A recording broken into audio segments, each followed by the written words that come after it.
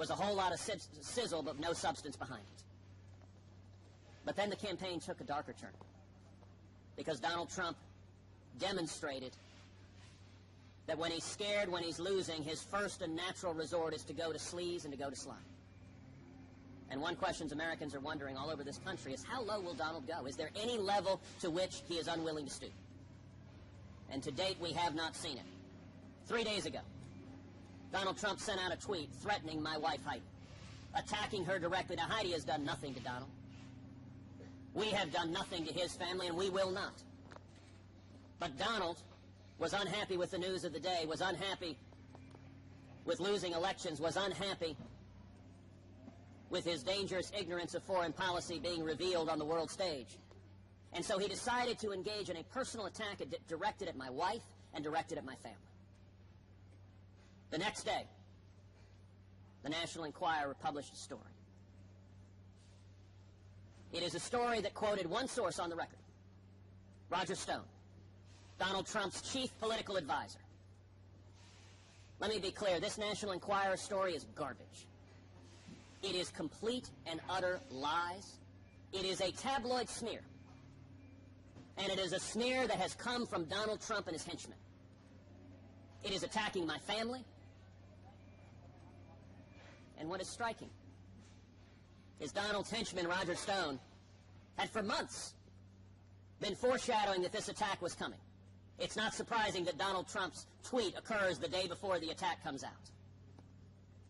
And I would note that Mr. Stone is a man who has 50 years of dirty tricks behind him. He's a man for whom a term was coined for copulating with a rodent. Well, let me be clear. Donald Trump may be a rat, but I have no desire to copulate with him. And this garbage does not belong in politics. And the venue for this attack is not surprising. The National Enquirer. The CEO of the National Enquirer is an individual named David Pecker. Well, David is good friends with Donald Trump. They have a friendship that goes back for many years. In fact, the National Enquirer has endorsed Donald Trump, has said he must be president.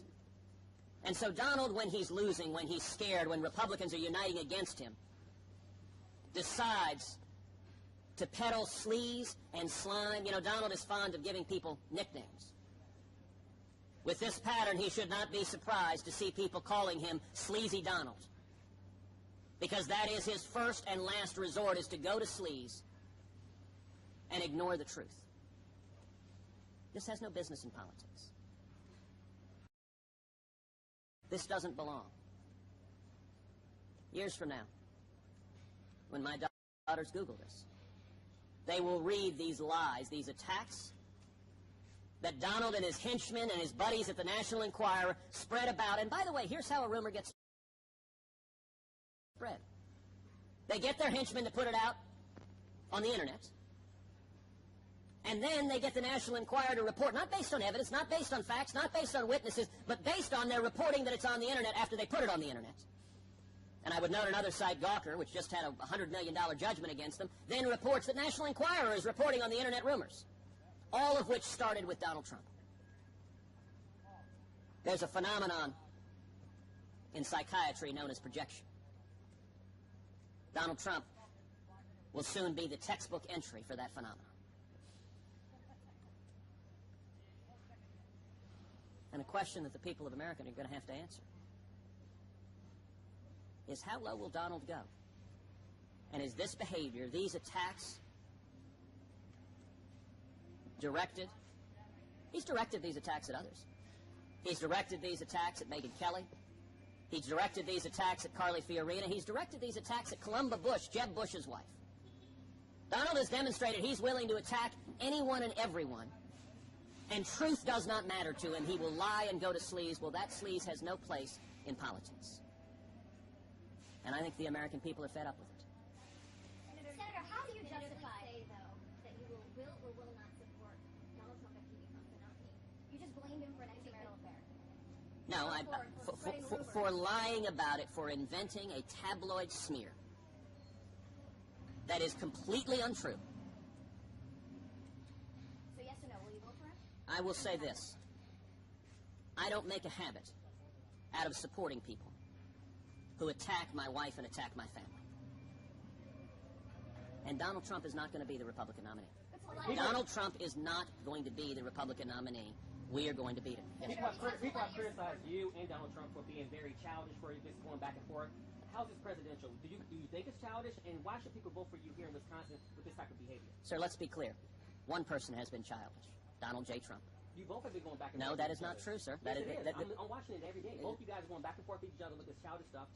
Sir, I understand in the media that the game the media wants to play is when Donald attacks my family to say everyone is guilty. I have never once attacked any member of Donald's family. I do not intend to.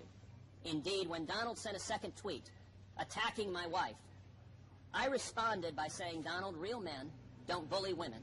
Your wife is lovely. So not only did I not attack his wife, I praised his wife, and I simply said, Heidi is the love of my life. Now, I'm sorry, sir, if you believe that defending your wife and defending your family is childish, but it is not, and the media is being dishonest when it claims everyone is equally responsible. When he attacks my wife, and I turn around and praise his family and defend my wife, they are categorically different, and any media reporters who say otherwise are not being truthful. It's easy to blame the media. It's easy to blame the media, but it's easier to blame the media. A lot of your female supporters, and they said that they believe these attacks have excluded their ability to vote for Donald Trump in the general election if he's the nominee. Why shouldn't you be held to that same standard? Why can't you say definitively one way or the other?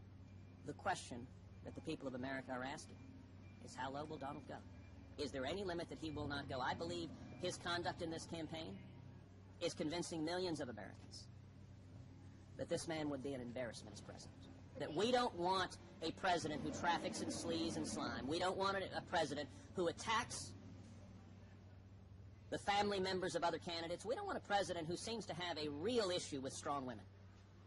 He doesn't do well with strong women. Strong women threaten him, and he lashes out. And we don't want a president who, for 4 or 8 years, we pick up the newspaper every day and read about the latest disaster.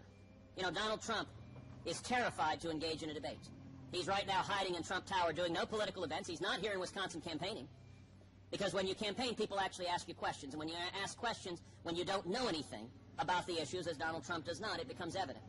So he sits in Trump Tower and sends tweets late at night. Well, this is a dangerous world. We need a president who is capable of sitting down with Putin and defending America. We need a president who is capable of defeating ISIS and defeating the Ayatollah Khamenei. And it will not be sufficient for the president to hide in his tower and send tweets at Putin. Putin invaded another country, bad. That's not what we need from a president. We need a president who can and will lead. And I think the people of Wisconsin, the people all across this country, have had enough of dishonesty, of sleaze. The conduct of Donald Trump is unbefitting the President of the United States, and these stakes are serious. America is in crisis right now, and we need a leader who brings us together, who defends who we are as Americans, who defends our values, and who stands and fights for jobs. I would know, Donald Trump is not talking about jobs. He's not talking about bringing manufacturing jobs back to Wisconsin. He's not talking about raising wages. Instead, he's just tweeting attacks at women and family members when he feels threatened. We need a president who is fighting for the people of America and not battling his personal demons on Twitter. Thank you.